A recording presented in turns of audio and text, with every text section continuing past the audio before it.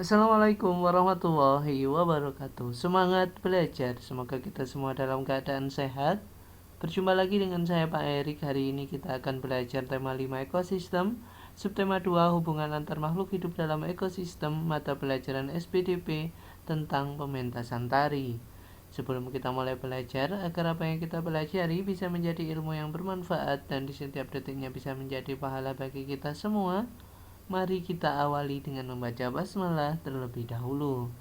Bismillahirrahmanirrahim. Oke, alhamdulillah. Tujuan pembelajaran pada pertemuan kita kali ini yaitu mengetahui tentang pementasan tari. Kita langsung ke materi. Pementasan tari adalah kegiatan menampilkan karya tari yang bertujuan untuk menghibur penonton. Pementasan tari juga bertujuan untuk menghargai sebuah karya seni tari yang dibuat oleh pencipta karya seni tersebut. Beberapa hal yang perlu diperhatikan dalam pementasan tari antara lain gerak tari yang sesuai dengan tema tarian, pola lantai, tempat pertunjukan, properti, busana, tata rias, serta musik pengiring. Musik dan tari merupakan satu kesatuan. Iringan musik berfungsi sebagai pengiring gerakan dalam tarian, mengatur cepat atau lambatnya gerakan dalam tarian, memberi gambaran pada suasana tari. Misalnya tarian sedih diiringi musik dengan alunan nada yang sedih, serta sebagai penyemangat para penari. Iringan musik dalam tari dibedakan menjadi dua, yaitu iringan musik yang berasal dari manusia dan iringan musik dari alat musik. Iringan musik dari manusia misalnya tepuk tangan, hentakan kaki, atau nyanyian. Iringan musik dalam alat musik misalnya gamelan, rebana, gendang, gambang kromong, dan alat musik band.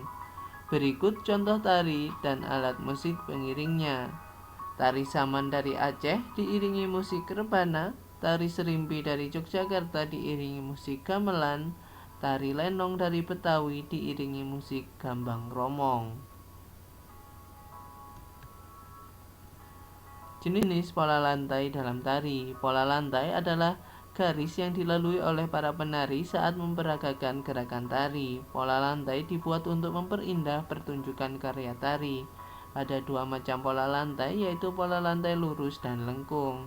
Dari pola lantai lurus dan lengkung dapat dikembangkan menjadi beberapa pola lantai, misalnya pola lantai lurus ke samping, pola lantai lurus ke depan, pola lantai diagonal, pola lantai zigzag, pola lantai lingkaran, pola lantai lengkung ke belakang, pola lantai lengkung ke depan. Properti tata rias dan busana dalam tari kreasi daerah. Properti tari merupakan salah satu pelengkap sebuah tari kreasi daerah. Properti yang digunakan dalam tarian menyesuaikan tema tarian yang dibawakan. Properti tari berfungsi membantu menegaskan makna dalam tari dan membuat tarian lebih menarik. Selain properti tari, dalam pementasan tari memerlukan tata rias dan busana yang sesuai dengan tema tarian. Tata rias berfungsi memperindah penampilan dan memperjelas tema tarian. Busana dalam tarian juga disesuaikan dengan tema tarian. Busana tari biasanya berwarna mencolok dan berwarna-warni. Ada 3 contoh tarian yang akan kita bahas pada pertemuan kita kali ini. Yang pertama, tari dan properti tari tradisional Caping Ngancak yang berasal dari Lamongan, Jawa Timur, menceritakan tentang kehidupan petani. Tari ini menggambarkan para petani yang sedang bekerja mulai dari menanam, merawat hingga memanen padi. Seperti petani sebenarnya, para penari juga mengenakan caping. Caping merupakan penutup kepala yang biasa dikenakan petani saat bekerja di sawah. Caping berbentuk kerucut terbuat dari anyaman bambu. Tari dan properti selanjutnya, tari alang Babenga dari Minangkabau, Sumatera Barat. Merupakan sebuah tarian khas daerah yang menggambarkan burung elang yang melayang-layang di udara. Burung elang ini mengepakkan sayapnya mencari mangsa, kemudian menukik dan menyambar mangsa tersebut.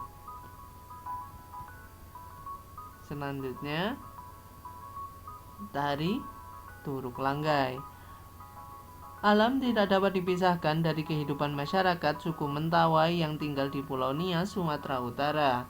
Selain menjadi sumber kehidupan, alam memberikan inspirasi seni. Alam sebagai inspirasi seni dapat dilihat dari tarian tradisional mereka yang diberi nama Turuk Langgai. Dalam tarian ini, penari menirukan aneka gerak hewan seperti unggas, kelinci, dan monyet. Tarian ini biasanya ditarikan sebagai penutup prosesi pengobatan yang dilakukan oleh ahli pengobatan tradisional suku Mentawai.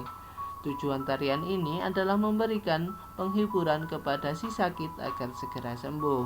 Tarian ini ditarikan oleh beberapa sikerei. Seorang ahli pengobatan yang memimpin upacara ini, sikerei menggunakan hiasan kepala berupa manik-manik dan bulu unggas dan memegang dedaunan. Beberapa dedaunan yang diselipkan di bagian belakang tubuhnya menyerupai ekor. Dengan diiringi tudukat gendang tradisional, sikerei lalu berjingkat-jingkat sambil membungkukkan badan. Kepalanya menengadah ke atas sambil mengepakkan daun di tangan. Kakinya menghentak papan lantai menghasilkan suara ritmis yang teratur.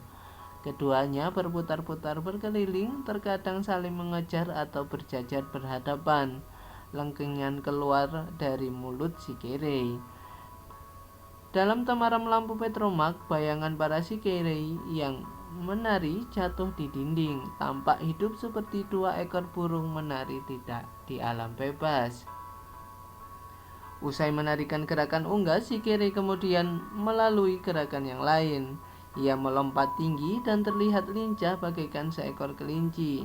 Tangkai daun yang awalnya dijadikan sebagai sayap dijadikan sejajar dengan telinga. Gerakannya pun terlihat menarik bagaikan seekor kelinci yang berlari menghindari kejaran pemangsa.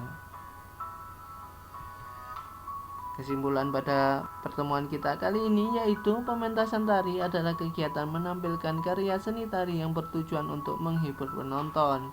Beberapa hal yang perlu diperhatikan dalam pementasan tari antara lain gerak tari yang sesuai dengan tema, pola lantai, tempat pertunjukan, properti, busana, tata rias, serta musik pengiring. Terima kasih, semoga bermanfaat. Sampai jumpa di pembelajaran selanjutnya. Tetap sehat dan tetap semangat. Saya akhiri. Wassalamualaikum warahmatullahi wabarakatuh.